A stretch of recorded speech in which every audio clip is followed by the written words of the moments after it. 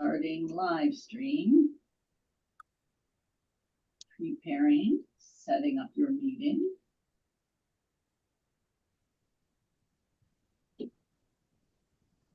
And we're live.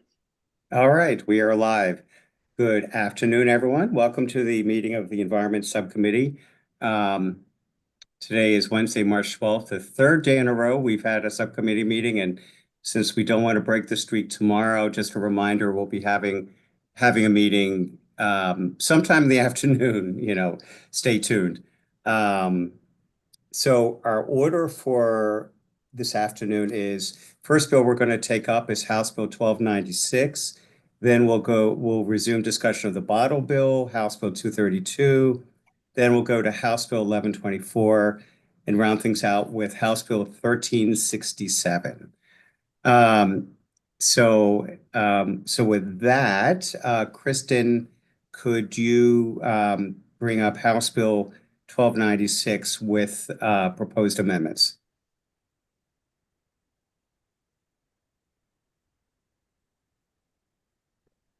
And I know we do have someone from MDE who's a technical expert on these issues. So on, I guess, aquifer recharge programs. So if we have any, clarifying questions about what this all means, we should feel free to ask MDE. But until then, Kristen, if you could sort of review what this bill does. Sure, and I'll be reviewing the amended bill. The department had submitted amendments to align these provisions to be more closely to the indirect potable reuse pilot program, so it would enhance the program's effectiveness. So the program is being, let's go down here.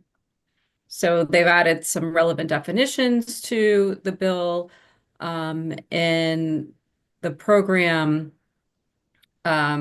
is to authorize, regulate, and evaluate the use of treated reclaimed water as a source for groundwater augmentation through managed aquifer recharge permits. And so, right, and Kristen, just to remind us, we passed a bill earlier this session that extended a pilot program for groundwater reservoir augmentation. Yeah, reservoir augmentation, and this is groundwater. Reservoir augmentation, right? And this is groundwater. So, given the fact it's groundwater, I guess their MDE requested these amendments to put more guardrails on the use of reclaimed water for groundwater aquifer recharge. So that's what these amendments are for. But go ahead. I'm sorry. And so they added language that would generally prohibit a person from performing groundwater augmentation unless otherwise provided under this pilot program. It authorizes MDE to review, permit, regulate if a number of determinations are made by the department, and that's where the department has added additional language regarding, treatment standards and other requirements that the pilot program must meet, or the person implementing the program. So, I mean, some of this is really technical. I don't know if you want to go through and read all the types of different treatments or just kind of broadly look at. Yeah, broadly, I think it's fine. But Delegate Morgan, you've got a question? Yeah, I'm going to sound stupid as hell.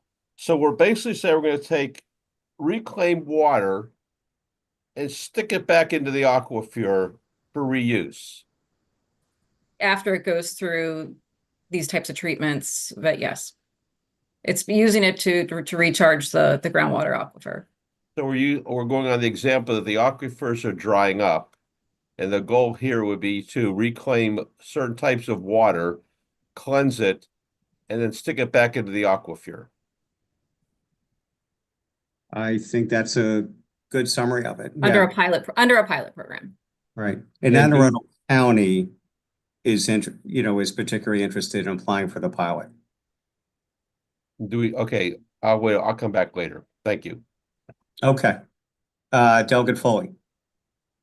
Thank you, Mr. Chair. Delegate Morgan asked one of my questions. My other question is with respect to the pilot. Is this going to be one pilot? Or is it several pilot projects? It doesn't say either way. It depends, I guess, on the interest. Okay, so we're not specifying either the number of pilots or where the pilots should be. No, I don't think so. No, it just says that let's see, applications, I mean, it specifies the dates that applications are to be submitted by any jurisdiction that's interested from beginning of 2026 to beginning of 2028. Okay. Yeah. All right, thanks. Delegate Otto. Thank you, Mr. Chair. I have concerns seeing this, but you're going to inject this in confined aquifers, and we got well water regulations or well regulations to go into confined aquifers and that are very extensive and surface aquifer I wouldn't have any problem with, but I have grave concerns about some of this, and this reverse osmosis is an expensive program here. Well, how about this, Delegate Otto? I'm sorry, I don't know the name of the specialist from MDE is on the call, but whoever it is, could they chime in? Hi, I'm Greg Bush, Great, Program okay. Manager for the Water Supply Program at MDE. I guess the question is this, talking about injections into confined aquifers. So I think this is part of the thinking in our crafting, our developing these amendments is to make sure that there are protections in place for sort of ensuring that the groundwater quality is maintained in these confined aquifers. That's the reverse osmosis to make sure that any potential contaminants, even ones that we're not aware of today, are being removed from anything being injected into the aquifer, and then making sure that there's sufficient monitoring in place at nearby wells to make sure that there's continuous monitoring of water quality nearby in the groundwater aquifer. And part of the reason we're looking to do this is a pilot program as well. What's the permit cost for this? It's not I- Go ahead, established. Delegate Otto.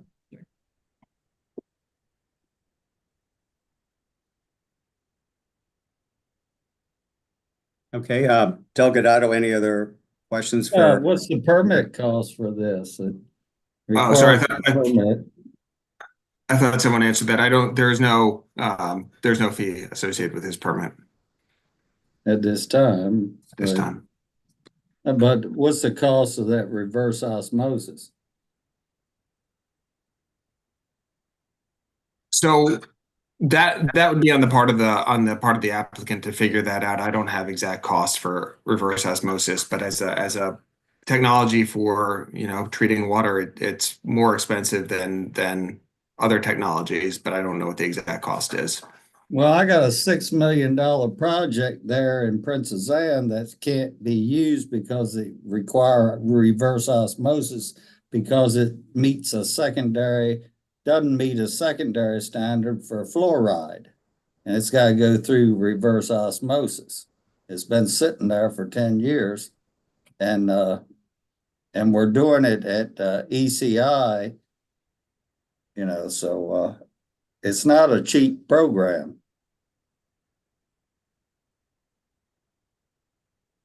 Yes, I mean, I think these membranes are costly to purchase and operate. Well, maybe we need some information from Maryland Environmental Services of what these expenses are. Because I know what they were going to charge to Somerset or Princess Anne Water Authority for doing it. So. Yeah. Okay, well, we can certainly ask, I don't know if he's had a chance to join the call yet, Jeff Tosi, not on this bill, but maybe another one was going to be joining, but we could reach out to him to ask him about MES. Delegate Baylor. Thank you, Mr. Chair. I two questions. I think kind of to Delegate Foley's point earlier, and being from Anne Arundel, I think the county has already made significant investment to try and get to a place to where they are ready to kind of turn the switch on this. They just need this authorization from the state level to be able to do it. That would be just kind of, I don't know of any other place that wants to do it. I don't know if that's helpful, just being the delegate from Anne Arundel on the call. But I guess I just had a question for Greg. Are you guys good with all of these amendments? Like, does this put enough guardrails on it that you guys feel okay with the bill as proposed now with the amendments? Yes, they do. Okay. Thank you. Okay, Delegate Lewis.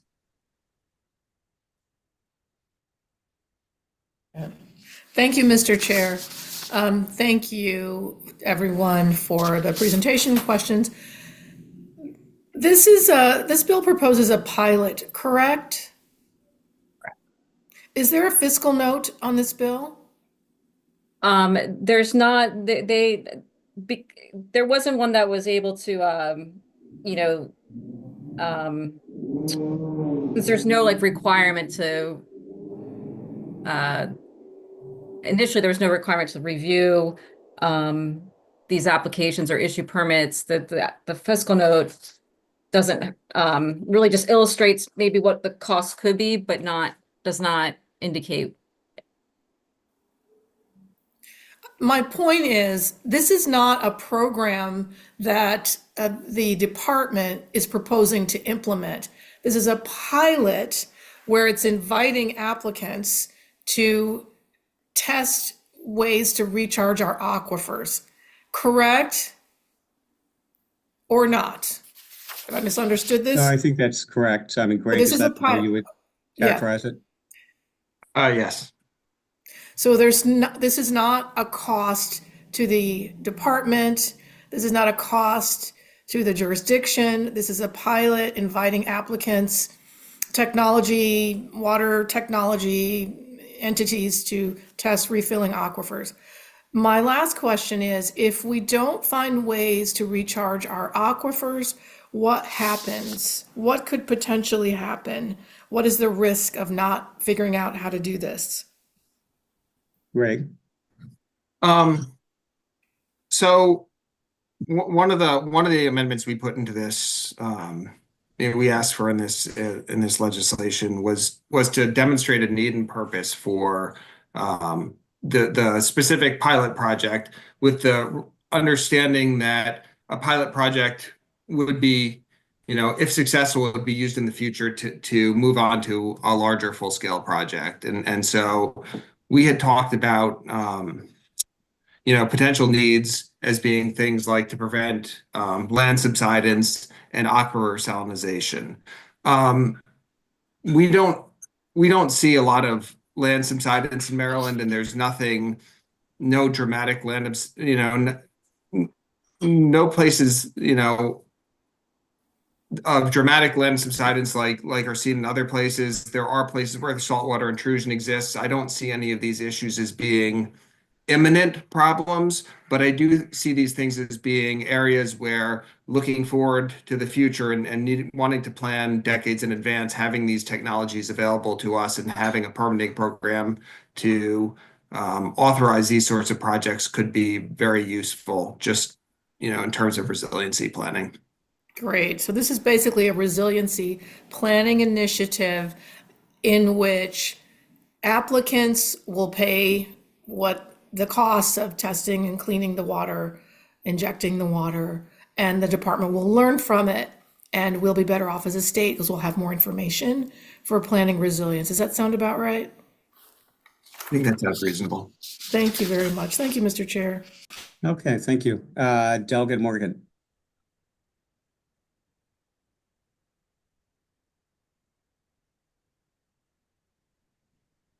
Delegate Morgan?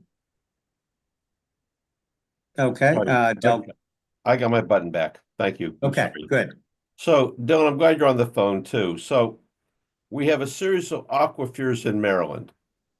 And when we look at this project, are we going to go to how far down? I'm assuming we're only going down the first level aquifer to test this project out because you can't go beneath that, I don't think, to rehydrate this water. Is that a fair statement? I'm definitely not the Okay, how about Greg?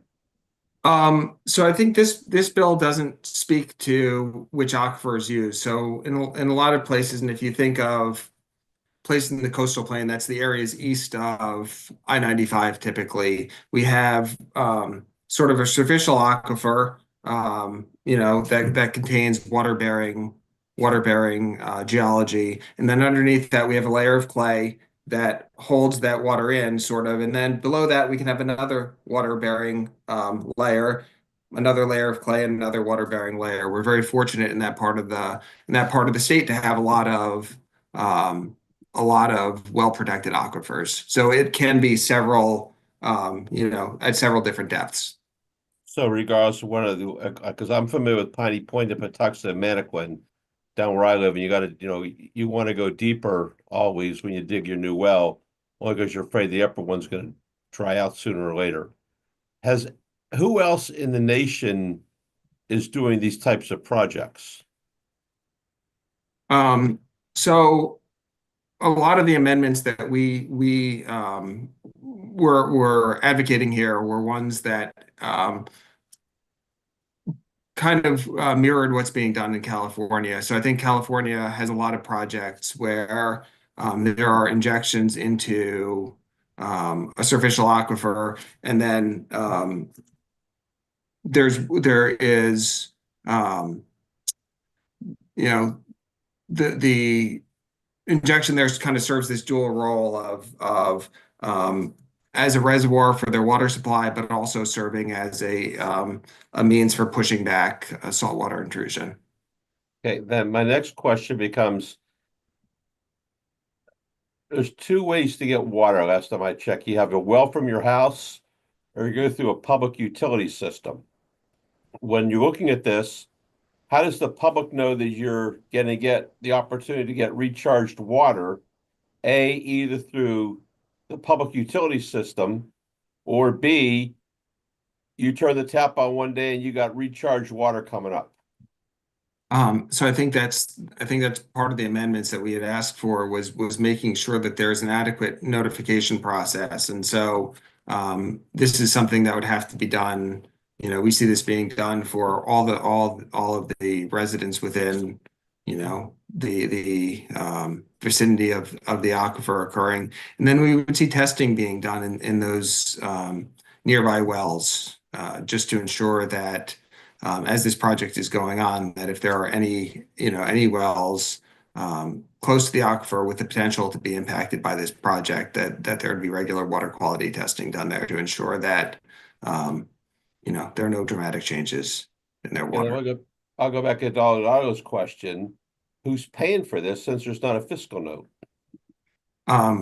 This work would be done by the applicant, by the permittee running the project. Okay, so the applicant's going to pay MDE something to run a project, and the result will be water being streamlined into the aquifer, and the public finds out about it after the fact.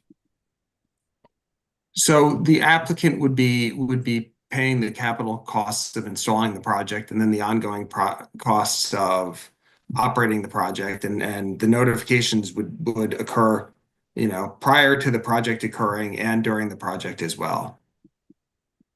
So when does John Doe then get a bill? If he has a well and he's not on a public system, would he eventually get a bill because he gets the opportunity to get recharged water? I don't see private wells being billed for the for this. I would see this being the utility bearing the cost of this. Thank you. Okay, Delegate Allen. Thank you, Mr. Chair. I apologize. I was a little tardy. We were wrapping up an HRP, so I might have No missed this. problem. So forgive me if I'm asking a question again, but I just want to make sure we kind of level set here.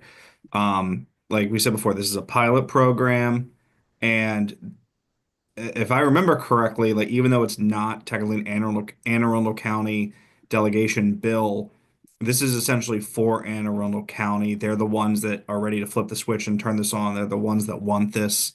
Is that accurate? That's my understanding, but Greg, if you want to confirm. They are, Anne Arundel County, yes, I think is interested in doing this, this sort of project and was interested in legislation to authorize this. Okay. All right. Thank you. Okay. By the way, before we go on, Greg, I know you have to run at a certain point. What time is that? 5:30. 5:30. Okay. All right. We'll continue with these for a while, a little bit longer with questions, then we'll need to move on to the next bill. But when we, Delegate Lehman. Thank you, Mr. Chair. So I want to go back to the question around this being one pilot or more than one pilot. So it seems to me it should be clear and it should state that it's only one pilot program. That's my opinion, but I don't think it's wise to have this like wide open and that there could be, overnight or over a few months, multiple pilots suddenly going on. But I also want to return to this question of what is the cost of a permit? I cannot believe that MDE in these budget times would be saying there is no cost associated with a permit for an untested program like this.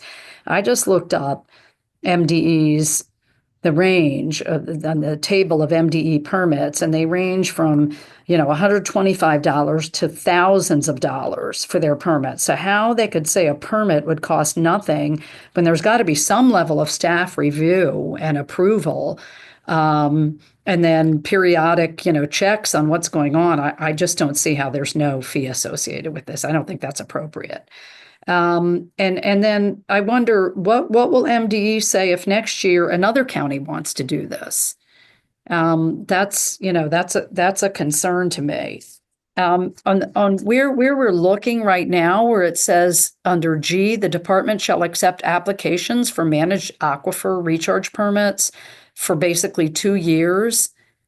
How does that relate to the pilot or pilots plural? Like, there's a kind of a disconnect there for me. Is anybody able to answer these questions? I know we don't have the bill sponsor, and Delegate Baylor, you can correct me if I'm wrong. I don't recall an in-depth conversation about this in the Anne Arundel delegation, or I would have raised some of these questions. So, but is anyone from MDE still on here? Yeah, Greg, you're still here. Okay, I'm still here.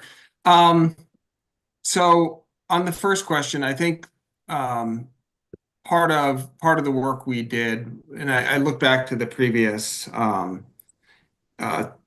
indirect potable reuse surface water augmentation program, and the pilot didn't have fees associated with that because of the short-term nature of it and the fact that it wasn't a full-time employee that would be hired going forward from there. But one of the outcomes of that was our recommendation, and I think this ended up in the law, was that there was a permitting fee associated with the permanent construction of these facilities and the permanent permitting of these facilities. So I think that would be, our intent in the long term is that if this is a technology that we're going to permanently permit, we would develop have a full-time department or full-time division, dedicated to doing this sort of work and have fees to support that sort of work. And what does that look like? What, like in the neighborhood of what, hundreds, thousands of dollars? What are you talking about? I can't remember specifically for the surface water augmentation. I would say it was in the neighborhood of tens of thousands of dollars. So what are you going to say if next year another county wants to do something like this? So I think that's part of the intent of having sort of a permit window here, and again, modeling this after the original surface water augmentation pilot program is saying, okay, there's this period of time when we're going to examine this and, at some point, here, January 3rd, 2028, close the program up. I don't anticipate a lot of counties trying to get permits in under this window just because of the amount of time that it takes to spin up a project like this. There's a lot of planning work that goes into this, a lot of budgeting work that goes into this. Even though this is a pilot program, it's a fairly, on the county's part, a fairly, intensive project workload-wise to figure out how to do this and how to site it properly based on the availability of wastewater and then the co-location of sort of a problem area. I don't anticipate a lot of counties will also put in applications for this. But some will. Some will. It's possible that some will, and I think we could work with them on that. I do believe we have the capacity. All right. So am I understanding, because I know there are other questions and we have other bills to get to. So, Mr. Chairman, this is my last question for now.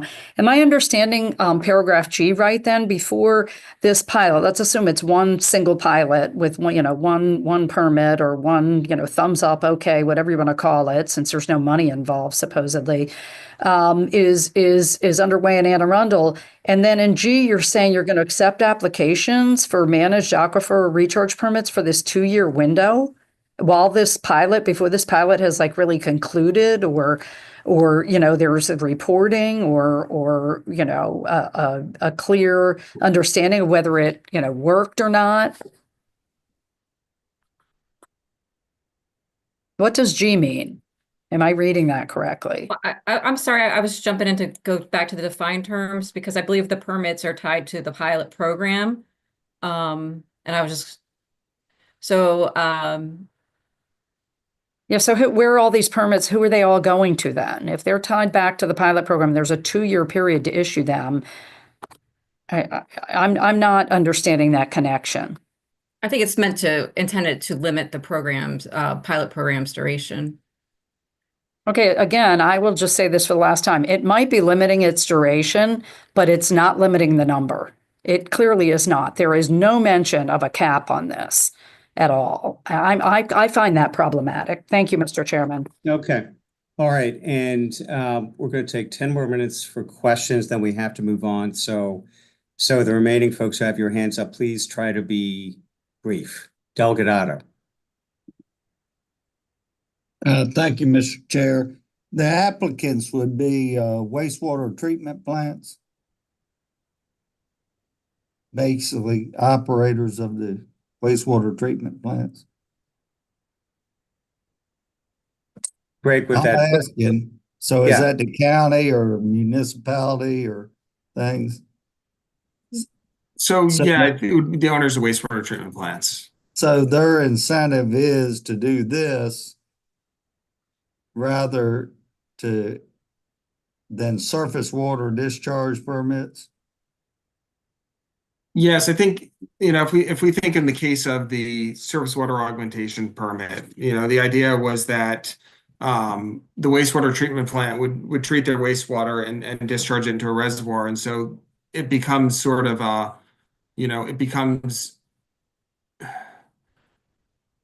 the cost is sort of, seen as wastewater, but it also is supporting drinking water resources. So it's not just a cost of the wastewater program. I think it's, seen as an investment in future resiliency for the water resources of an area as well. If that answers the question. So are we having aquifer problems in Anne Arundel County, if that's the impetus of this bill? I'm aware of some localized aquifer problems in Anne Arundel County. I'm not aware of any large scale aquifer problems there, but there are certainly areas where due to pumping that salinity has increased in some of the shallower aquifers. Yeah. It sounds more like the bill was aimed at increasing capacity to discharge into the bay or its tributaries rather than and put it in our groundwater. We're drinking to me, but and we'll have to figure out the economics of the expense of it. So Thank you. Okay, Delegate Baylor. Thank you, Mr. Chair. Greg, I just have a question with regard to, I think one of the things that gives me a little bit of concern with the idea, and I do understand, and Delegate Otto, to your point, right? I think in Anne Arundel, we are seeing some land subsidence and saltwater intrusion concerns. And I think those are going to continue to manifest over time. But Greg, I'm just wondering, I think one of the things that gives me a little bit of pause, right, is like, PFAS, for example. We now know that PFAS are a dangerous chemical. I think, and we were testing for that at a more increased pace. Is there anything in this bill that would allow, if a new emerging chemical were to come available, that come out that we might not have full awareness of right now, is there anything that would, give MDE the authority to alter the permit in a way that would require testing for that? Or, I mean, could you speak to that a little bit? If emerging chemicals are something that was considered through this process? So I think we are thinking of emerging chemicals, and I think that was part of the thinking behind requiring reverse osmosis, was that creates a really a membrane that's really going to prevent pretty much anything from passing through it, to make sure that if there are emergent contaminants that we're unaware of, that those are prevented from entering the aquifer. I think as well, just as I see the language, of the bill, we would be allowed to, if there are emergent concerns that we become aware of, we would either, be able to terminate the program or amend the permit to require that. I think this being a pilot program, part of the thinking is that, to have that learning period before authorizing any full scale implementation of this. Great. Thank you, Greg. And then, I see Delegate Foley's hand. I was going to make a motion, but I don't know if we're ready. Delegate Foley.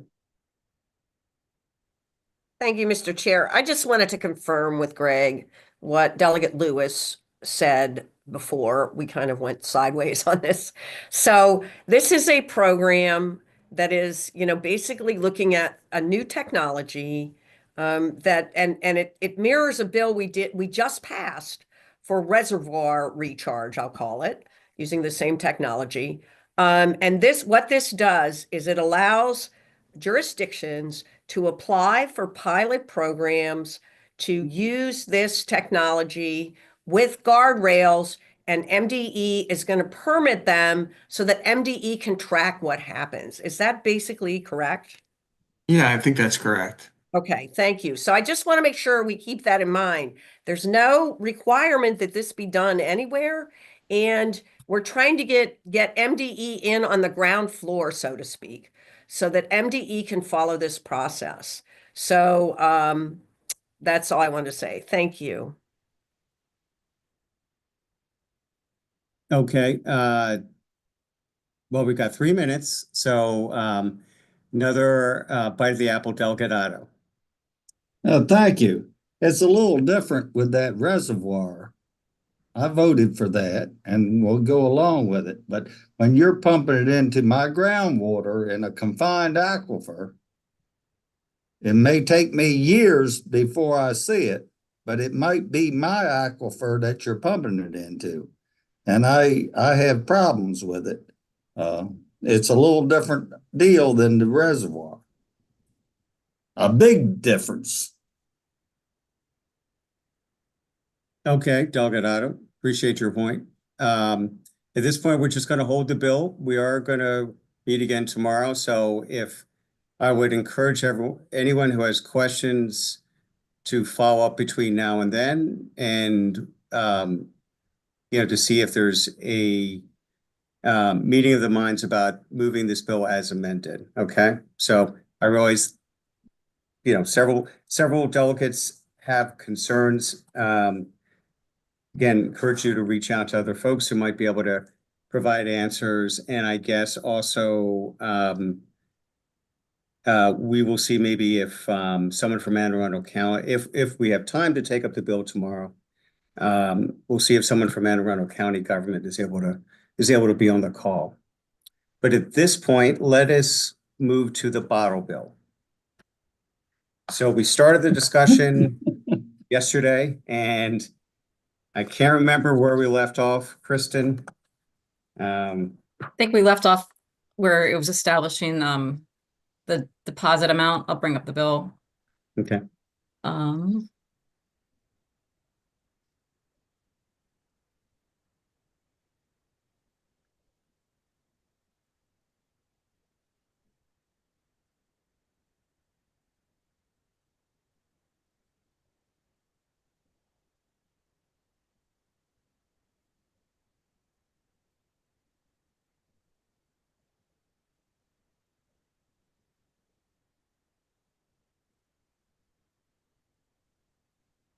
So this is new subsection 9-1741, and it's establishing the bottle deposit or beverage container amount.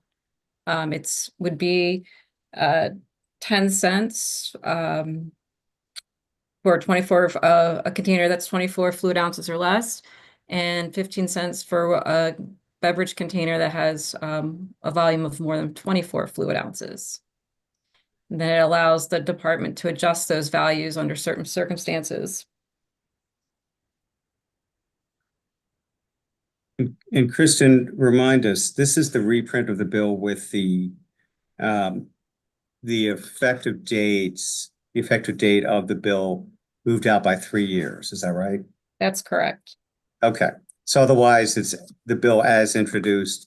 And we do have there are a few other proposed amendments which we can take a look at after we've gone through the bill with, again, just the one amendment to move out the date by 3 years.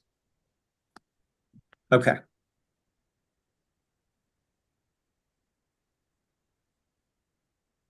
So that's the labeling and deposit amount. Delgado, do you have a question? Yeah, I guess I'm looking at that. You extended out, so it's 2 terms from now, the people will have to deal with the consequences of this bill. Is that what you're saying here? Moving it from 28 to 2031? Well, I guess that is one way to look at it. Another way is that we push out the effective date so that it gives more time to get the systems in place for it. Okay. But yes, it does extend the effective date. I mean, push out the effective date. Okay, Delga Lehman.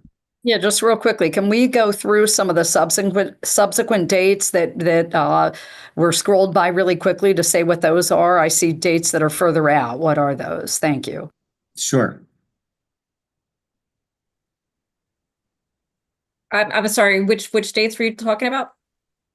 Yeah, further down, I saw 2036. I don't know, you were going really quickly, and I see Sure. some dates Yeah. further down. I'm just Yeah, so- wondering what they are. Okay, so they're in line 15. That is language that authorizes MDE to adjust the refund fund value when the redemption rate is less than 90% of the total number of beverage containers that are sold.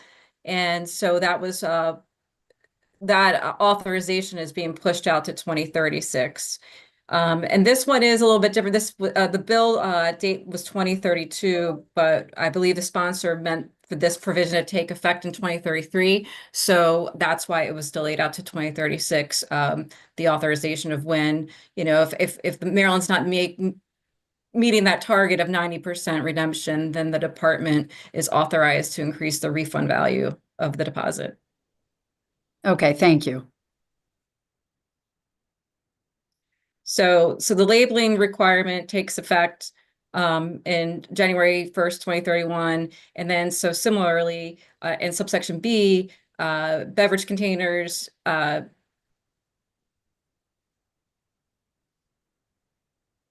they're saying that these newly labeled containers cannot be sold before that date.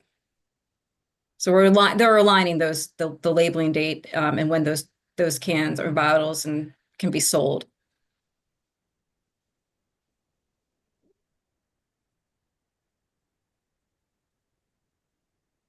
Okay, Delga Morgan. Thank you, sir. Very quickly, on those cans, bottles, whatever, it says you're going to impose MD on them. Now, I forget what other states are using. I don't know if any of our neighboring states are currently doing bottle or can recycling, but how will, let's just use Delaware, for example. Let's say Delaware's doing it and they give you a nickel in Delaware, and somebody decides to be entrepreneurial and get all their bottles in Delaware and come over to Maryland and cash them in for a dime. I guess my question is, how do we distinguish when you put the deposit down in the state, how that is redeemed within that state and only that state?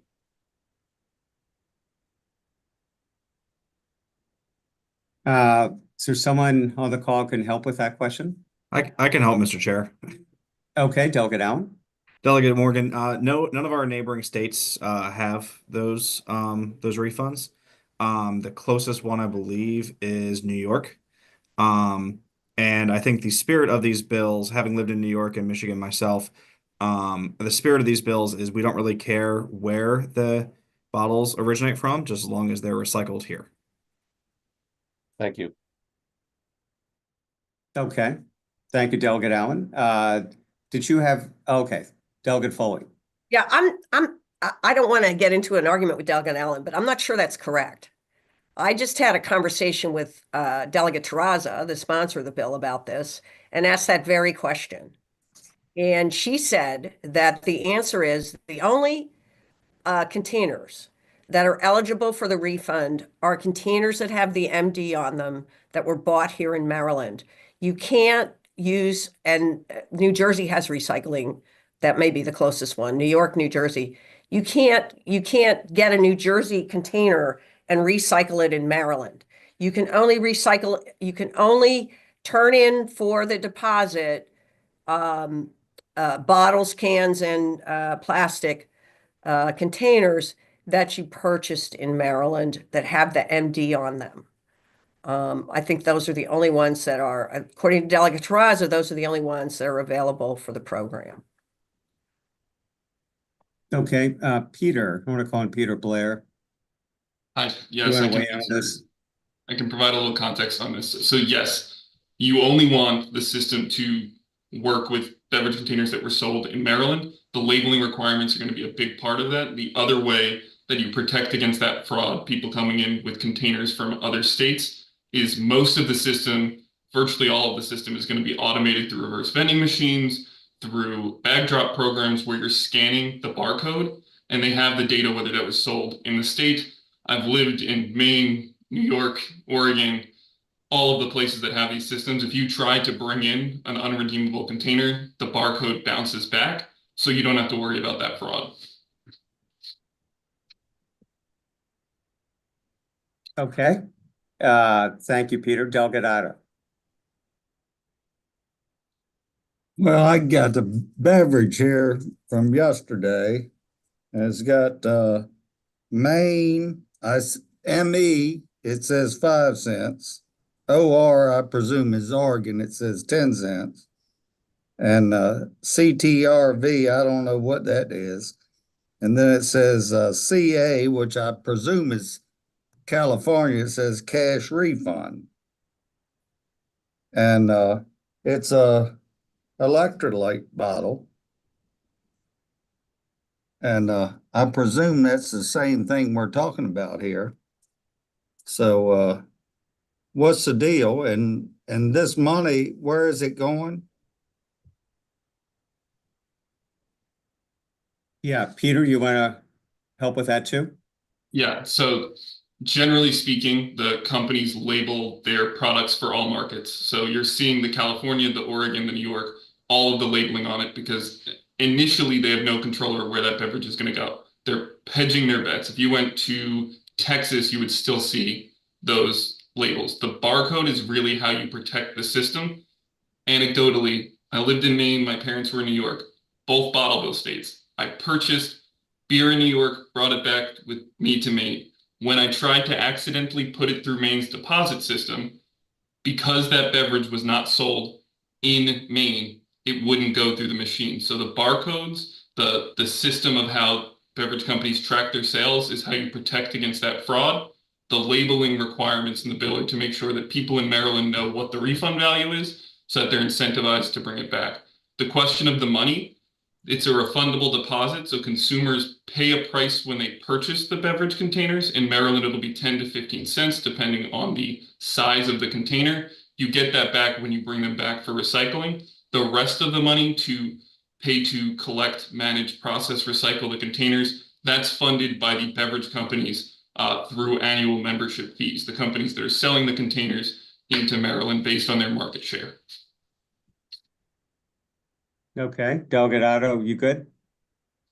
No, not really. I don't think that answers the damn question. These are all going to recycling. They're not going to be refilled or anything like that. So what are we accomplishing here? This is creating a separate recycling program specifically for beverage containers. In order to get your money back when you pay the deposit up front when you buy it, you have to put it through this new specialized recycling system that the bill sets up the processes for. The way you protect against that out-of-state fraud, me coming in from New Jersey where I live with a bunch of containers that I did not pay a refund on because New Jersey does not have a system, is that barcode system that I'm telling you about. When you put it through the system, it will not go through. So we're spending megawatts of electricity with this barcode to keep it in the cloud so that when you scan it, we know where you bought it. That information is is that already what you're being telling me? processed currently.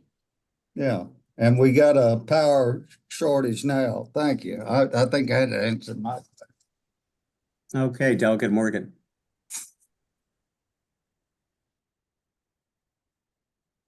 Trying to get it. Okay, I'm sorry. So Peter, let me go ask you a question. Going back to the thing hypothetically, then, does each company that manufactures sodas, for lack of the easiest word to use, have to come up with a separate barcoding system for each state so it can recognize Maryland, New York, New Jersey, whatever? No, technically they do not have to come up with a separate barcoding system for each state. The data is available and it works through the registration process. They will register with the PRO saying what brands they sell in the state, the types of containers they sell. All of that information will be reported to the nonprofit entity that they set up to run the program for themselves. And then they'll input that into the processing mechanisms that are going to run and fund the system. The reverse vending machines, the bag drop programs, all of the fancy recycling technology that's available now. Okay, for now. Thank you. Okay, let's see. Delegate Allen. Thank you, Mr. Chair. No, this is very informative. I learned some nuance even about the system. Even being a former Michigan resident and a former PepsiCo employee, I learned something. Now I was going to ask again as we kind of continue to scroll, and this might be later amendments or further amendments that we're talking about. Is there anything in here that's specifying what kind of distributor or not, sorry, not distributor, but the seller of the bottles and I mean what stores and such, I mean, are we specifying who, who's defined as a seller in this case, and um are there any minimums or limits to the size of an establishment that we're talking about or anything like that? You mean like for the retailers who have to take back? Retail, that's the word I was looking for. Yeah, Thank you, Kristen. Yeah. that is in the bill. It's retailers with at least 3,000 square feet of sales floor space and at least 150 square feet of shelf space dedicated to the display of redeemable beverage containers must establish and maintain a dedicated area at their place of business to accept any empty redeemable beverage containers returned for redemption during regular business hours. Okay, 3,000 square feet. Yeah, So- and that's I think that might be actually in the next section here. Okay, sorry, I didn't mean to get ahead of everybody. No problem. So about how big is 3,000 square feet? Can anyone give me an example? I'm having trouble imagining.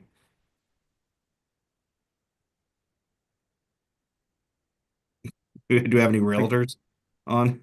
Yeah, I can't give you an example. I just know it's not a whole lot of space. Okay. generally speaking. I don't know if anyone wants to, confirm or deny that, what I just said. I was just Generally, I curious think it's how. 3,000. Nick, go down and measure the size of the conference room where you guys do caucus everyone and see if you figure out that way. Because squares are 4 by 2. Can Right. measure length and width and come up with a mathematical formula and see if it works. I was an English major, Todd. You went to West Point. You're supposed to. All right. Okay. I'm an MBA. I'll go down and measure it for you. Okay. I'd say the average house is less than 3,000 square feet. Yeah, that's right. Okay, Delegate Otto, you still have your hand up. Did you have another question or is that from before? From before, I'm sorry. Okay, that's all right. Okay, Kristen, you want to continue? Let's see, we were at, I'll go back to the beginning of this section. Assuming that we can move on from the labeling and the deposit amount. sure. Okay. So so subsection A here is setting out the options for customers to redeem the containers. And it could include at a retailer's place of business through direct take back by the retailer, reverse vending machines, a bag drop program, or other redemption methods.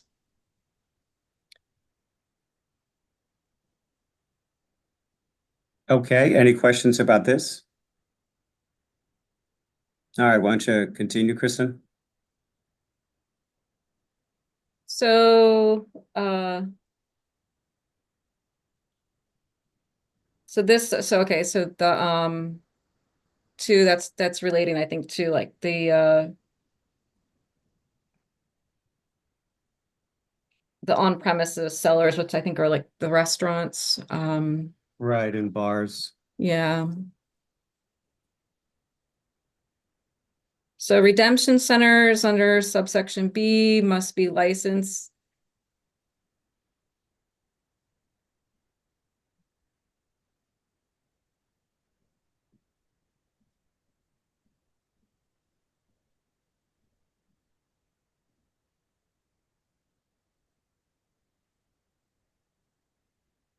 Subsection C, and D talks about redemption facilities must accept all types of empty containers for redemption, but a retailer or redemption facility could refuse to accept empty redeemable beverage containers that are dirty, broken, etc. Delegate Otto, you have a question? Yeah, she talked about licensing. Previously, what's the cost of the license? What license are we talking about? Are they regular trader's license that they'd have already, or do you have to have a special license for? That would be up to MDE. MDE would be, I think, providing those details. Applied to the department for a license. But we're requiring them to have that to do it, or? In order to be a redemption facility, they must be licensed. Okay, so it's not a requirement that they redeem it. Say that again, Delegate Otto. It's not a requirement. It's not a requirement that they redeem them, even if they sold it. Correct. Okay. Thank you. Sure.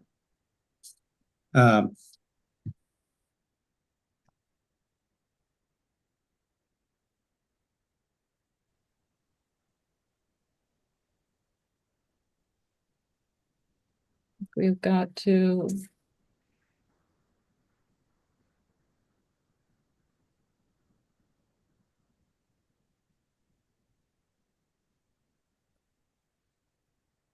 Okay, I'm trying to see where. So we talked about here, subsection E, for retailers of a certain size, what their responsibilities under the program are. Yeah, and I guess Delegate Otto, just to sort of amend what I said before, retailers that sell bottles covered by this, they don't have to redeem them, but if they have a certain size, they do need to accept them or return. I think I'm right in saying that. Is that right, Kristen?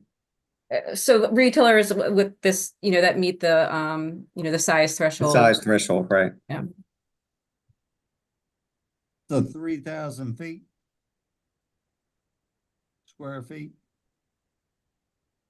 Is that the threshold, Kristen? 3,000 square feet? 3,000 square feet. Sorry, I didn't hear the question. 3,000 square feet and at least 150 square feet of shelf space that's dedicated to the display of redeemable beverage containers. So they're selling these I on don't site. think I have 150 square feet in this office, but that, all right.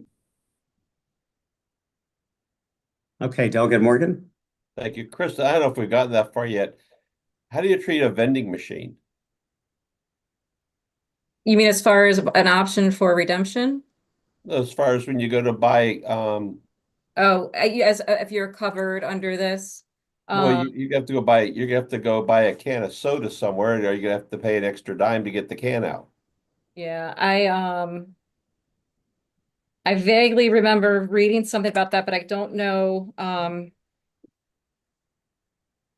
if that is tied to the size of the store. That's going to take me a minute to look through. That's okay.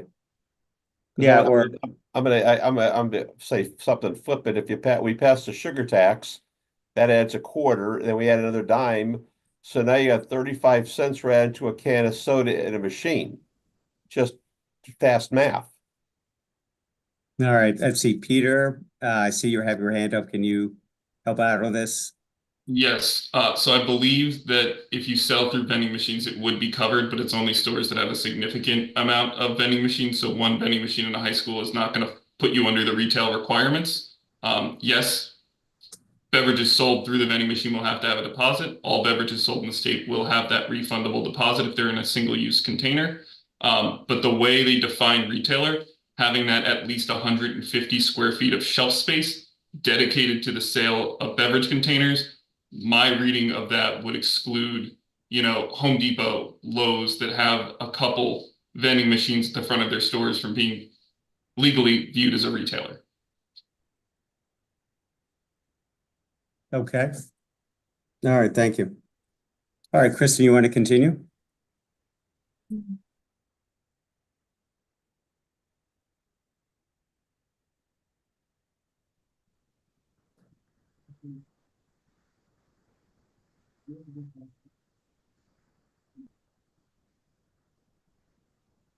So I think I skip.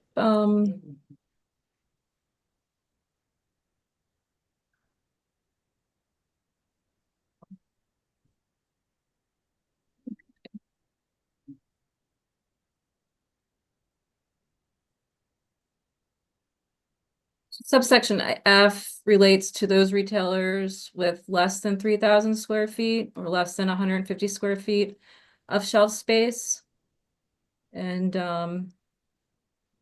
they must provide on-site cash refunds for the redemption and that are of the same material and size as those that are sold by the retailer.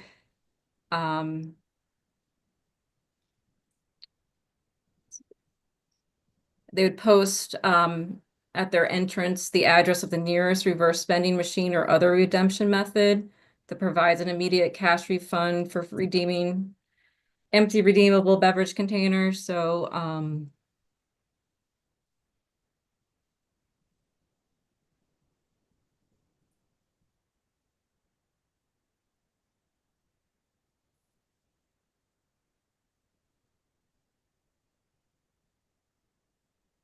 let's see, subsection G is requirements relating to reverse vending machines. They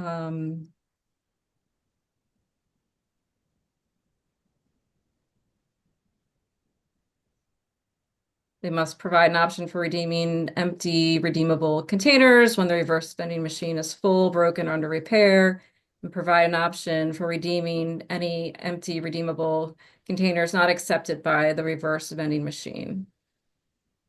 Delegate Otto, you have a question?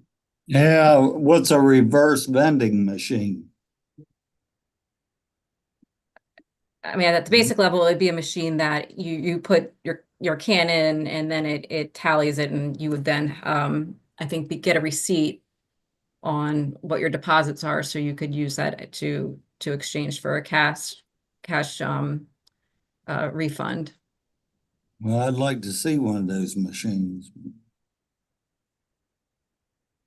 They're pretty cool. Actually, Charlie, they are pretty cool when when they're working right. They break a lot, but they're actually, when they get to working, they're okay. A little dirty, but that's the way it is. Sounds like a recycle bin works better.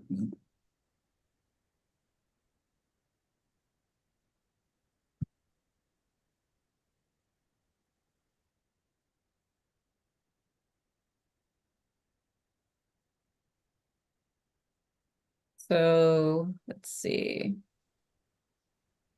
MD must establish a process for review and approving and monitoring an account-based bulk processing program for accuracy.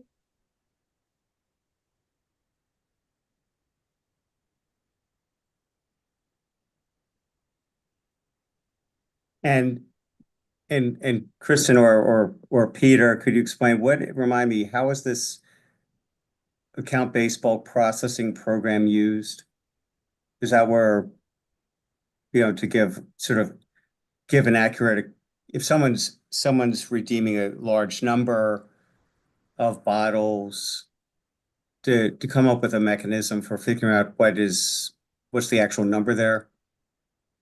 Yeah, my understanding is that it's a broad term that would apply to any kind of bulk drop-off system. So bag drops are probably the most, understood ones. So instead of individually feeding beverage containers through a reverse vending machine or bringing them to a redemption center that'll be manually sorted, this is very prevalent in Maine. You put all of your beverage containers that are recyclable in a bag. That bag has a barcode on it that is associated with an account for that specific person. You drop your bag off at a bag drop program.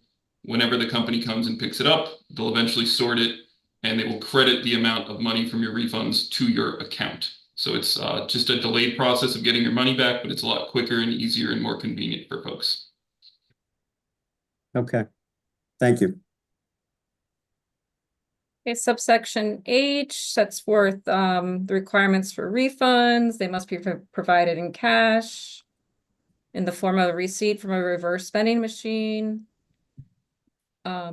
If the receipt can be exchanged for cash or by credit to an account, allowing the consumer to receive the refund or refund receipt within a certain number of days.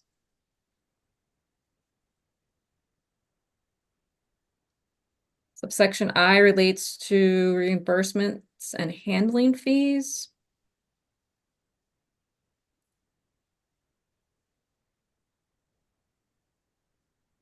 Delgado, do you have a new question? Well, it came to me in talking about that. Where's the money that's go to that's unredeemed? That they did their process, put it in, and after 60 days, where does it go? I think later in the bill it does speak to unredeemed deposits. Okay. I'd have to wait to get to those provisions to. Well, it came to my mind then. Mhm. So. Sure, okay. Fair question.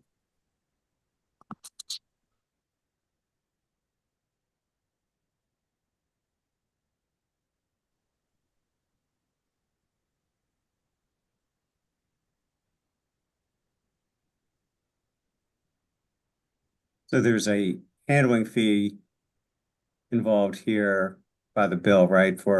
Yeah, so that would be for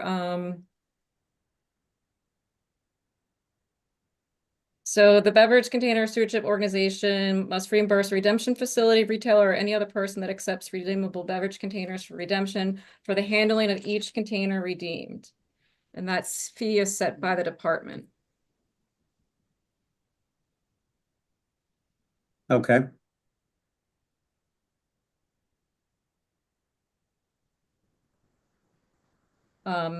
So subsection J, an on-premises seller that provides redeemable containers must also be reimbursed by the stewardship organization for refunds paid by the on-premises seller and the handling of the containers redeemed.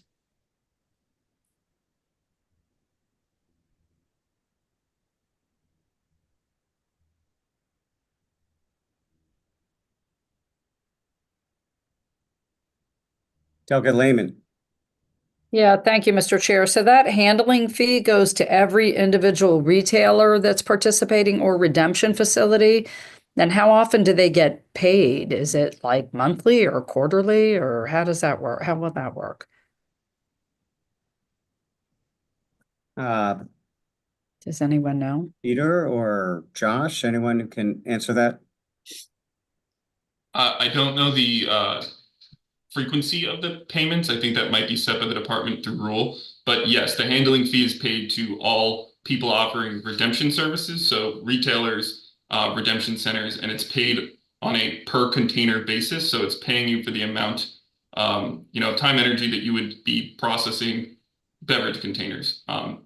If you're doing it by hand, you're getting the money yourself. If you're a retailer and you're using a reverse vending machine or a bag drop program from Clink or Tomra, my understanding is you contract with them and then they get the handling fee. That's how they pay for the services they're offering. And the handling fee is paid by the beverage companies because this is a form of producer responsibility laws. The idea is instead of having individuals pay for the recycling of these containers because we're just trying to drink a product, they're paying for the management of their container because they're the ones who produced it.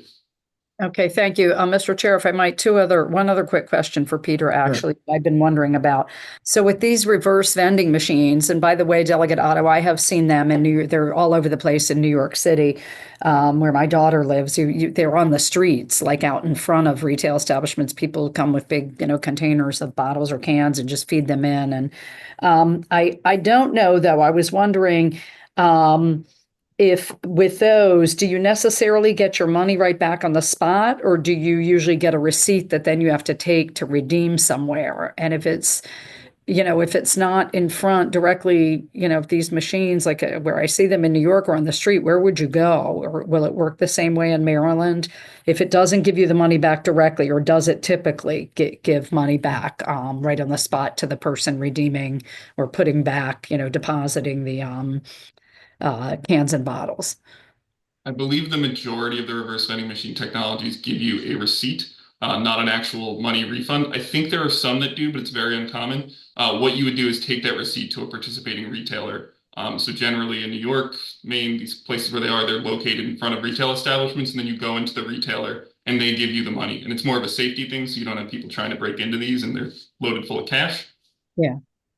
Okay, I have one other scenario which is kind of unusual I was wondering about, and I don't know if it's covered somewhere in this bill. What about a venue like a sports arena or something? Like I think of like the Bowie Bay Sox Stadium or somewhere like that, or the Orioles Stadium where you might be buying like a can of beer. How would it work in a place like that? I can take a crack at this, but Martha, I know you worked a lot on the on-premise sellers language, so you might know better than me. Okay, I was just curious. That just came into my mind. Martha? So that's thank you, Delegate Lehman. That's an on-premises seller, like you said, the Bay Sox Stadium. They wouldn't pass the deposit on to the customers. They want the customers to leave those containers there, and then the stadium will be able to get their deposit back when they return the containers to the stewardship organization. That's how that Thank works. you. Thank you. One last very quick question, Mr. Chair.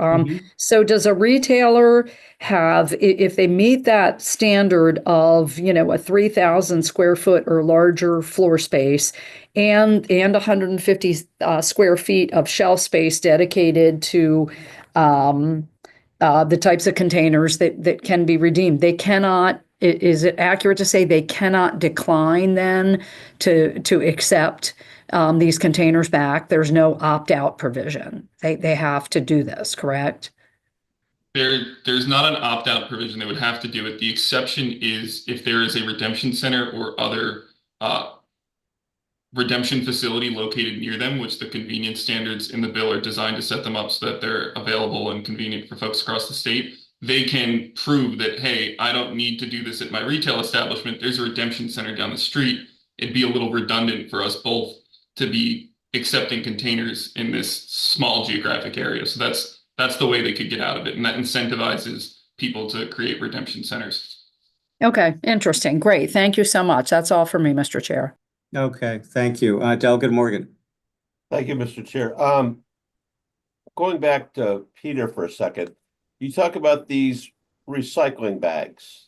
You get a barcode on them. So let me ask, say that you are living in an apartment or a co-op, and space isn't exactly really prevalent, yet you go out and buy a case of beer and you're going to drink it over a week. So you're saying that the person's supposed to take the can, hopefully rinse it out, stick it in his bag, find a place in his co-op or apartment to keep it, and then when the bag is full, he has this little barcode. He gets to go trade in at that time. Yeah, that would be one option for folks. And I'm personally very familiar with this. I lived in Oregon, which has a bottle bill when I was in law school. So I was doing a lot of what you just said. And I did not have a lot of space in my apartment. So oftentimes I went to the retailer down the street and just returned my cans to the reverse vending machines. But sometimes I would use the bag system, and just the same way I fill up a recycling bin, I'd fill up my recycling bag. And when it was full enough, I'd take it to the bag drop, which was, a couple blocks from my house. Okay, I get that part. Now, what about the education part for, people that aren't quite as astute as you in that particular manner? I believe the bill has language requiring both the department and the PRO to do education campaigns that folks know about the program. And folks are going to know about it because they're going to be paying a deposit on their containers every time they buy it. So there's that incentive. That's how the programs work, to incentivize folks to bring the containers back for recycling. Okay, then I'm gonna ask this question to Martha on the stewardship organization. I go to watch the Ravens football game, and there's 70,000 people that are drinking beer. And let's say that we only drink 40,000 cans of beer there that day. Where is the stewardship? Where are they supposed to store 40,000 empty cans in any one particular game, or go to the Orioles game? I'll use the Orioles game because they're playing there 4 or 5 nights in a row, rather than the Ravens game playing once. Could you explain that a little bit to me, please? Well, Okay. of course, sorry, I'm good. Okay, so of course, they will be able to remember that they had to have all those containers in their storage room when they were full as well. So when they're empty, you can arrange for collection daily if necessary from the stewardship organization. That'll all be in regulation, but they can all be collected. We're not inventing anything new here as far as this is concerned, from what I understand. It should not be a problem. Delegate Morgan, you good? For now, yeah, I'm just trying to think of how to sort a bunch of drunks at Ravens Stadium and get them to recycle their beer can while they mixed in with their hot dog wrappers and their popcorn and things like that. Right, and they would, yeah, so that the stadium is paying the deposit when they get it, but they're not passing it on to the people in the stadium. So they want those people in the stadium to give back those cans so that they can get their deposit back, the stadium's deposit back. So that's the way it works. So they'll have an incentive to try to get those people to return their cans, and they'll want them back. And right, so that's the way it would work. Okay. Before I call on Delegate Otto, I want to say that we're going to wrap up our discussion of the bottle bill at 6, so that we have at least a little bit of time to consider the other 2 bills. So with that, Delegate Otto. I won't take long along with Delegate Morgan. Typically, what I've seen in the last games I went to were aluminum bottles, and they're aluminum, so there is value in their recycling ability, and I think that's good. And I lost my thought of the first question I had when I raised my hand, but we'll think of it and we'll discuss. Okay, if it comes back to you, raise your hand Yeah. again. Okay, Delegate Foley. Thank you, Mr. Chair. So my question is this. I know we're like only like halfway through the bill, but I think we're probably not going to get through it anyway. So I'm going to ask this general question. So what happens with non-labeled beverages that show up in the state? So, and here's what I'm thinking. So I could go to Delaware and buy a bunch of Cokes, right? If I'm a retailer, and I can bring them to Ocean City and I can sell them. What is it that keeps me from doing that? Once this bill goes into effect? I mean, we're not going to be looking, I mean, I think that when we talk about fraud, I think that's a potential area for fraud. And then I have a second question, which is based on Delegate Morgan's question, is there anywhere that has a bottle bill like this where they have curbside pickup? Okay, Peter?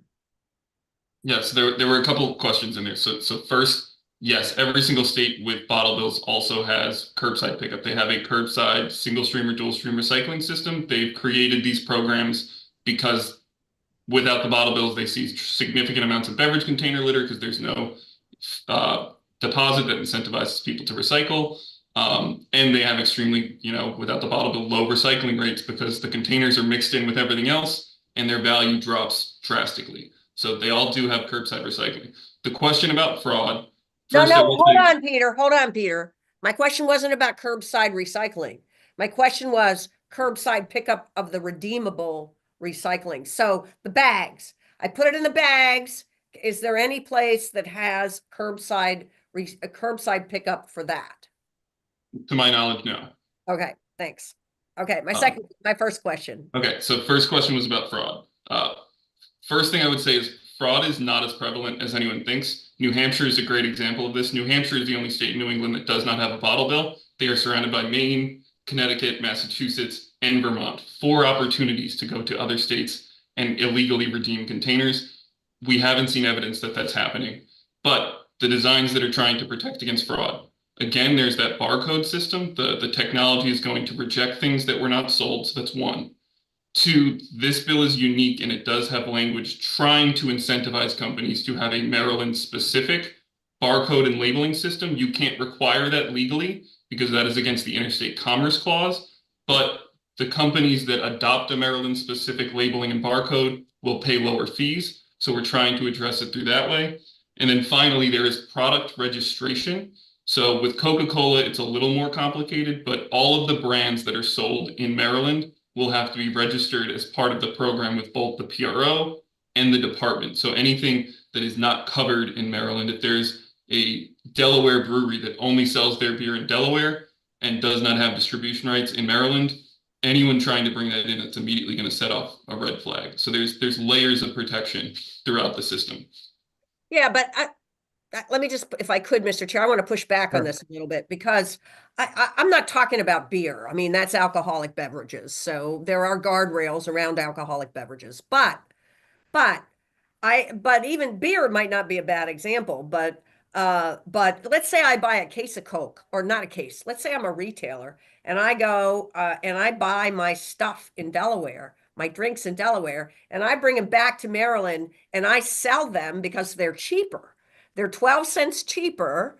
The price on them is 12 cents cheaper than what's being sold, with the Maryland barcode, right?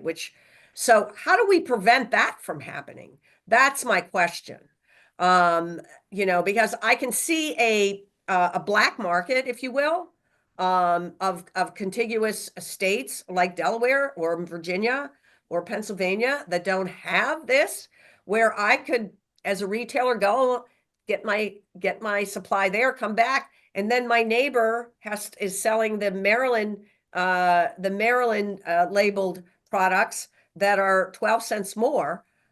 How are we gonna keep that from happening? I guess I'm confused as to where the purchase is happening from the retailer. Are you talking about like a retailer going to Costco and buying? Wherever they buy them. I don't know where they would buy them, but where do they buy cigarettes? When they bootleg cigarettes, it's the same thing, right? There are ways that they can get it. And I don't know how we can require that every all the beverages that we sell in Maryland are in these Maryland labeled containers. I'm a little concerned about that. Okay, I will just say I've never heard of the example you're proposing in the 10 bottleable states that exist.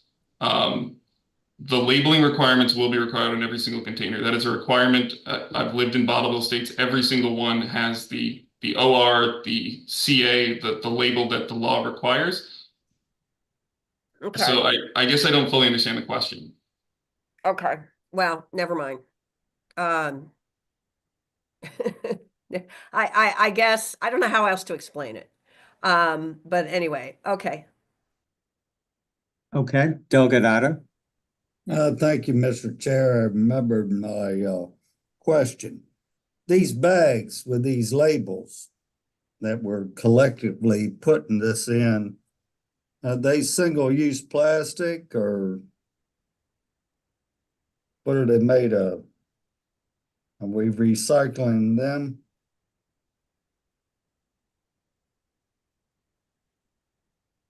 Well, I guess, let me just take a stab at that. I'm assuming that this doesn't specify the type of bags that would be used under this for collection of, fair number of bottles. Is that right? Martha, can you answer that? Right. So we actually had a webinar, which I'll send to all of you on Monday, about these two technologies, the bag drops and the reverse vending machines. And the Clink company that has pioneered the bag drops, they do use large plastic bags. They're program bags to put the containers in and the barcode for the person who's, for the account. They mentioned that they do, since they're all the same type of bag and they're not mixed in with other stuff, they actually do bale them and recycle them, and they have a high percentage of recycled content in them. But I'm not familiar with the other places that do bag drops, like in Oregon. So they've pretty much taken care of that issue, and it's very convenient for So we're households to using drop more off, not have to store. electricity to track them. I'm Thank sorry, you. say again. We're using more electricity to track them. In the cloud. I'll send you the tape so that you can see there's a video of exactly how it works. It's fascinating. Share it with you. Okay, all right. Thank you. All right, Kristen, let's try to get through a couple more pages. Couple more, okay. So finishing up that subsection 11 would require redeemed containers to be collected for return to the Beverage Container Stewardship Organization for sale as scrap material to finance the program.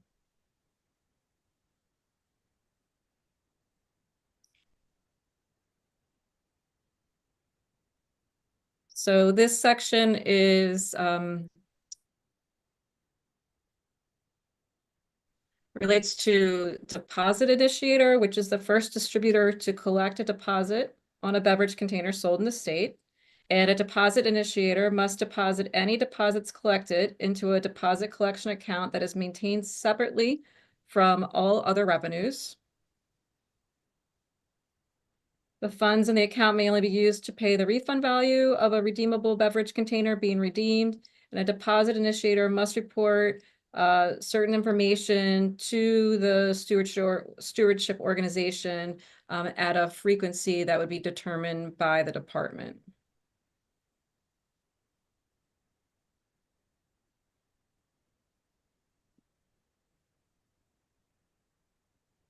Subsection D relates to unclaimed deposits. And MDE must determine the point at which a deposit becomes an unclaimed deposit. Say that again, Kristen. MDE determines when at the point at which a deposit becomes an unclaimed deposit. Okay, so that would be like length of time, something like that. That's my interpretation. Okay, Delgadado. Well, earlier you said after 60 days it was an unclaimed deposit. And when I asked the first question about that, that they weren't gonna pay the redemption after 60 days. Now, Peter?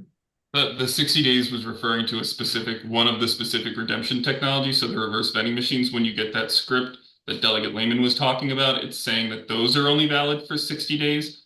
However, there's other technologies and scenarios that aren't as ironclad. And this is just saying the department will determine for the other technologies when in general a deposit is deemed forfeit and therefore unredeemed. All right.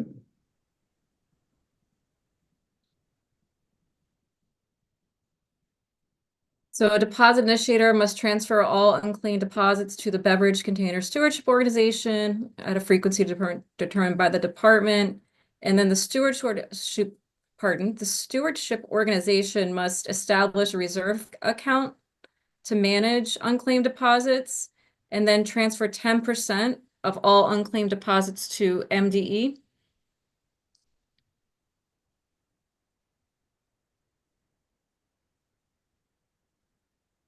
Delegate Morgan? Kristen, what does MDE do when they get the money back? What is MDE doing with the 10% unclaimed deposits? Yeah. I can't remember if that's for the program needs. I think as we go through the bill, I'm being reminded of where all of this is. Okay, Martha, do you have an answer to that for Peter? Yeah, yes, I And this will do. be the last issue, and then we'll move on to another bill. Go ahead. Yeah, 10% of the unredeemed deposits go to MDE to be put into a grant program that would finance projects for developing reuse systems. So, and then other 90% of the unredeemed deposits have to be folded back into the program to be used to achieve the objectives of the program. Okay. Well, with that, I want to. Can I clarify one thing? Sorry. Sure, real fast. So the department, the unredeemed deposit that the department gets are to cover the department's administration of the program, to make sure that the state is not paying for any administration of this new program. It's entirely producer funded. There's no fiscal note associated with it. So that's where most of the money goes. The rest goes to that grant program. And the unredeemed deposits that are not transferred to the state funds the implementation from the PRO side. Okay. So Thank where you. does the 90% go? That's kept by the PRO, the stewardship organization, and that partially funds their administration of the program. There shouldn't be a significant amount of unredeemed deposits in Maryland's program because it's setting a 90% redemption standard. So you're looking at, if it's successful in achieving that, only about 10% of the containers not being redeemed. So what's that percentage? The department would get 10% of that 10%? Department would get 10% of the 10%, and the 90% of the 10% would go to the stewardship organization to fund it. The rest of the funding would come from producer fees by individual members of the stewardship organization, dependent on the amount of sales they have in Maryland. Okay. Thank you. Okay. All right. We are going to move on. We'll continue our discussion tomorrow, but for now, we're going to move on to the two other bills on our agenda with the goal of wrapping up by 6:30. So, Kristen, thank you for your review of the bottle bill. If we could move on to House Bill 1124. Thank you. Yeah, and thank you, Peter and Martha.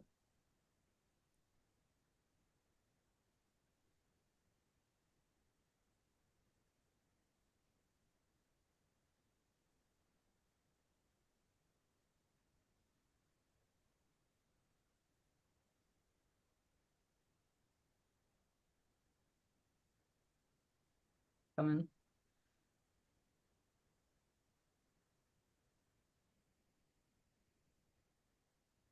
So this bill is authorizing MDE at the request of the Dorchester County government and the delegated approval authority to establish a privatization program for the performance of certain activities relating to wells and septic systems in Dorchester County. And that department has submitted amendments to really just strengthen their oversight of this program. Okay, and can I ask the department with these amendments, is the department okay with the bill? Yes, Mr. Chair, MDE supports the bill with these amendments. Okay. Delegate Foley. Mr. Chair, I'd like to move the amendments. Second. Okay, is there a second? Okay. Second.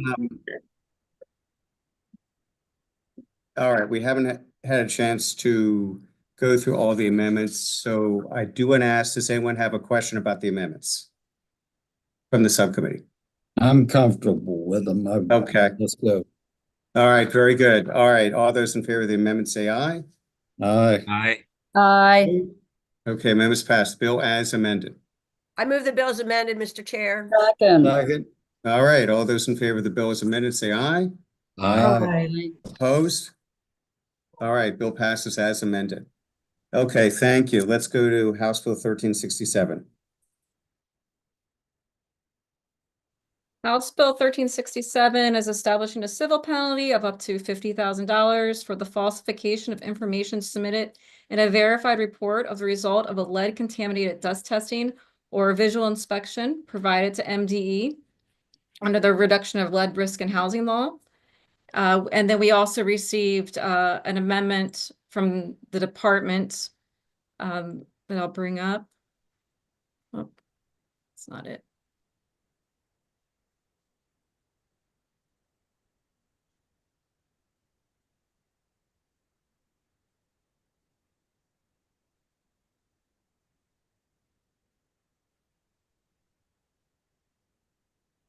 So this amendment language, in addition to establishing a civil penalty, this language would establish criminal penalties.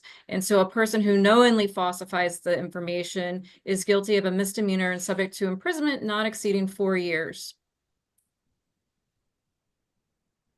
Okay, so is everyone good with sort of what at least Delegate Rosenberg's bill as it came in? Establishing the civil penalty of not exceeding $50,000 for falsifying information in connection with a testing, let's see, testing or inspections of covered properties that, you know, are not lead free, basically. Is that a fair way of saying it, Kristen?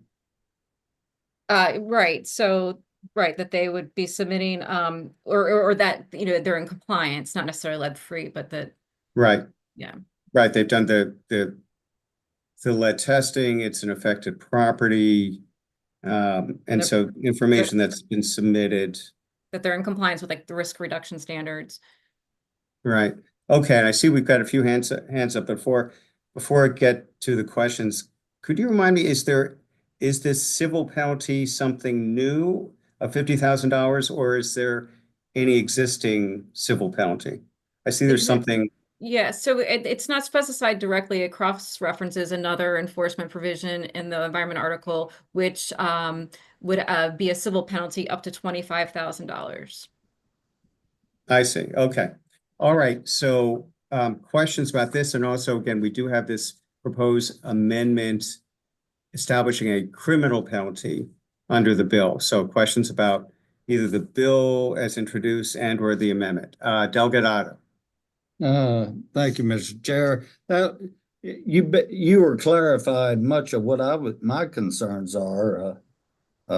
Is this a typical penalty, or we're establishing something new? The prison terms concern me. Yeah, I mean, the bill, we'll go ahead, Delegate Otto. You know, I agree. Nobody should falsify it, and I thought that should be covered in the code already. Yeah, and that's what this is. This is going to, the bill is increasing that penalty. It's doubling it. So what for penalties or violations of the lead risk and reduction law in general could be subject to a civil penalty up to $25,000. And so this would be specific to the falsifications of these reports and inspections to MDE, and that penalty would be increased to $50,000, up to $50,000 for the civil penalty. I can go along with that, but not the locking them up. Okay. All right, Delegate Morgan. Thank you, Mr. Chair. Chris, help me again with this. I'm looking at how this stuff lines up. And on the original line 28, it's a civil penalty not to exceed 50,000. Then I go down here, that was a misdemeanor and imprisonment for 50,000. I think automobile laws and, somebody that's manslaughter doesn't get that kind of a penalty. So I'm gonna, where was 50, is there any basis for a $50,000 fine? Now, I'm not saying it, you shouldn't be penalized for falsifying. I totally agree with that, but 50,000 and 4 years in prison? I'm just curious how they came up with those two pieces of statute. And is there anything else in statute that even corresponds to a penalty like this out there that you're aware of? I do know there are some criminal penalties under the environment article for like underwater pollution control, air quality violations, hazardous materials. But as far as the length of jail, I'm not sure. I'm not sure if anybody's from the department, if they have any comparable examples or penalties that apply to certain environment violations of the environment article. Well, that I'm just thinking, when you have these massive wastewater treatment problems that we've been discussing for years, and it's raw sewage flowing into the bay or into the rivers or something, I mean, I know they're not falsifying, but no one's getting put in prison and no one's getting fined $50,000 per occurrence. I don't think, are they? Yeah, I think that's a question for the department. Thank Yeah, you. is there anyone from MDE who could help with that question?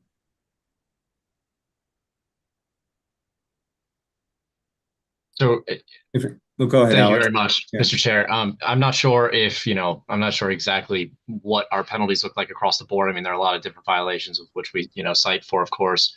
I can tell you that we're interested in these penalties. We support the bill. And we also are asking for these amendments, of course, as an extra deterrent. We're spending a lot of resources chasing down reports, and this would be beneficial on the front end to, number one, deter these actions, which, I mean, if you're at the point where you're knowingly falsifying verified report on lead testing, that's a serious action. And then also on the back end, we're chasing down a lot of these sort of reports coming into us and complaints coming into us, and we need an extra deterrent to sort of stabilize the department and help us in that regard. We can get back to the $50,000 basically be used to hire more staff to do investigation.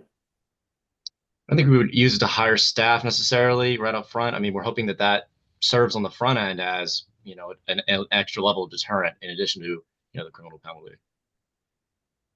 Kristen, you said right now the penalty is up to 25,000. Right, that's how I understand it.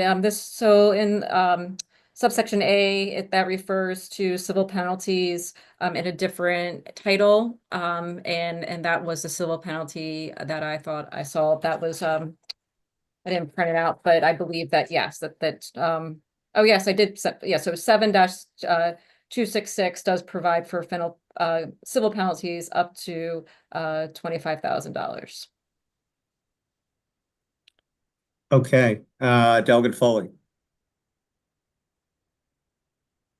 Thank you, Mr. Chair. And I'm trying to look at this in the context of the bill, as Delegate Morgan was doing. So from what Alex just said, I think these penalties stack.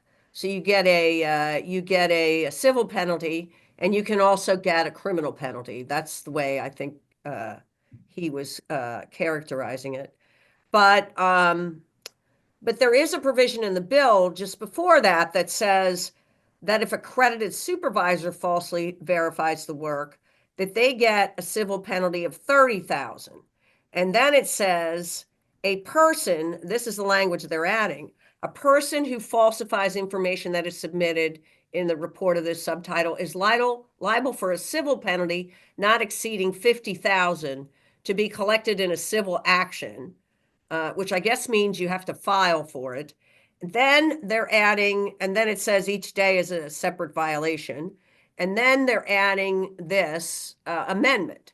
So does that also apply to the supervisors, or is a person different than supervisors? This is different. One of that one provision that you cited in current law is relating to actual work that's being performed on an affected property.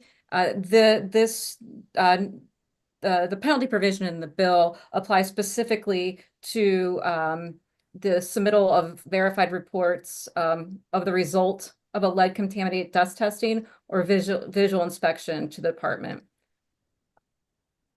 Okay, so where does this get inserted in the bill? It's really hard not having the bill like next to it, but where is it being inserted in the bill? So this would be after, so we have new subsection C is the bill. And so this would make this a new, so subsection 1 is the bill's civil penalty provision. This would add subsection 2 for criminal penalties, and then subsection which is currently 2 in the bill would be bumped to subsection 3, which says each day a violation occurs. That's at the very end of the bill, right? Right. Okay. So you're seeing that the 30,000 for the supervisor, the $30,000 penalty for the supervisor that's right above that. I see that's performing work of a different section. I don't have the section's not in the bill, but this isn't, they are 2 different types of violations. Okay, so the section is not in the bill. So the supervisor is work that's being performed on affected property, and this is the bill applies to falsifying reports of results of lead contaminant dust testing or a visual inspection for compliance with the lead risk reduction standard. Okay, not performing work on a affected property. Okay. All right, that's very confusing. Okay. So I think that answers my question, I think. Thanks. Okay. Doug and Ruth, before I call on you, I want to ask Kristen or MDE, just realize I have a question about the each day being a separate violation. Where you're talking about someone who submitted a report. Isn't that a one-time thing? I mean, how would it be multiple days? Unless there was multiple reports. Unless multiple report, I interpreted it as multiple reports. That was my initial thought, but I'm not sure if there's more to discuss there. Alex, is that the way you'd interpret it? I don't know, Delegate Stein, unfortunately. That's something I have to get back to you on. Yeah, okay. All right, Delegate Ruth. Thank you, Mr. Chair. And I think my question will be quick. I just wanted to clarify the difference between the amendment, the imprisonment penalty, and the civil penalty is just knowingly. Is that the difference? Like the criminal penalty is they knowingly falsified, and the civil penalty is they falsified. Do I have that right? Yeah, I would say, I mean, that's the language. The language in the bill is that you'd have to knowingly, in order to be criminally liable, that you would have knowingly falsified information. So I don't know, that's a little confusing to me because I'm not sure how you can falsify without knowingly falsifying, but well, no, that's a good point, Delegate Ruth. Falsify. I mean, falsify is that intentional. Yeah, it sounds intentional to me, but I mean, yeah, it's just a little confusing. And so, I guess, can I ask MDE that these amendments came from MDE, right? That's right. Yeah, Alex. Again, apologies, I'm not an attorney. I'd have to follow up with you on that. I do believe, though, just generally that you insert that term knowingly when you do discuss criminal penalties, but we can certainly follow up with the subcommittee. Okay. Thank you. I appreciate it. Yeah, Thank you. we're going to hold this bill, but let's. And Chair Stein, Leslie Gray's so from MDE, and Okay. she's the one who sent me this language, so I see her hands up. Yeah, okay. Leslie and then Delegate Allen, get to your question. Thank you, Mr. Chair. So this bill, as you may know, was introduced because of a specific issue within the sponsors community. And so that issue, under those circumstances, the issue or the person who had submitted hundreds of falsified reports did so knowingly. And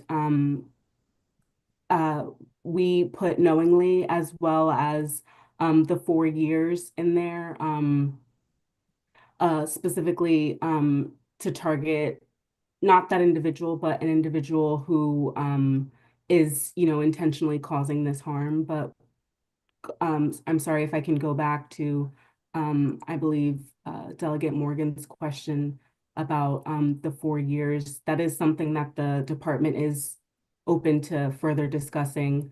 4-year cap seemed like a place that was our cap. However, we would be fine with 2 or 3 years if the committee thought that that would be more appropriate. Okay, thank you. Thank you, Leslie. Delegate Allen. Thank you, Mr. Chair. I just wanted to, and this is, I guess, could be for you, Mr. Chair, or for Kristen, just want to check. The sponsors go with these amendments, and looking at the committee testimony, there was no opposition to these, to the bill as drafted. Is that all still correct? I'll defer to Kristen. I know we talked about whether we got clarity on whether the sponsor was good with this amendment. I don't know if we got confirmation. Is that right, Kristen? Right. So we were all just on the same email, and he just said okay and asked me if I needed anything else, but I didn't get an express. I haven't had that conversation directly with him. I know he was included on the distribution. Okay, well, in that case, I'll move MDE may have talked to them, and MDE might know the answer to that. I haven't Yes, spoken and to the if I may, I did speak with the sponsors chief of staff prior to sending the amendments, and they were comfortable with the amendments. Okay. I didn't hear any objection, and I do know he was just on the distribution. Okay, Yeah. well, in that case, I'll move the amendments, Mr. Chair. Okay. Delegate Allen, would you mind holding your motion? Of course. Sorry, but I do think we need clarity on 2 things. First of all, the question I raised about the each day evaluation. I mean, maybe we should clarify the intention behind that is each violation or each false report is a separate violation. Yeah, this could very well have just been language that was modeled after something else, and the intention might be really to capture the reports. Yeah, and just from the legal, sort of the legal standard question, if we need any tightening of the difference between knowingly falsifies and falsifies, sort of the question that the point that Delegate Ruth was getting at before, what is, just to confirm that there is sort of a knowingly falsifies is a higher threshold than just falsifies, just to get that confirmation. So Delegate Allen, if you could hold that and maybe we can get confirmation by tomorrow. I will get that confirmation for you, Mr. Chair. Thank you. Thank you. Okay. Do I see another hand? No, Delegate Otto? No? Okay. All right. Well, thank you. I think that wraps up our agenda. Thank you for the discussion. And I realize, we held 3 of the 4 bills, but at least we did pass one. And hopefully we can, well, I know that, we'll get back to, tomorrow. Let's see, hopefully we can get clarification on 1367. We'll try to get more information about HB 1296, especially see if we can get someone from Anne Arundel County. And we will continue our discussion of the bottle bill at a time to be determined tomorrow afternoon. Any remaining questions? Delegate Morgan. I will say that while we were having this last discussion, I did reach out to the St. Mary's County Health Department, and they thought that bill might be pretty interesting. So they didn't push back on me, and basically, St. Mary's County is 80% wells. Okay. Okay, good to know. Delegate Lehman. Yeah, really quickly, Mr. Chair, I was looking online at various MDE fines and penalties, and in a report, and this is several years old, like 2015 or 16,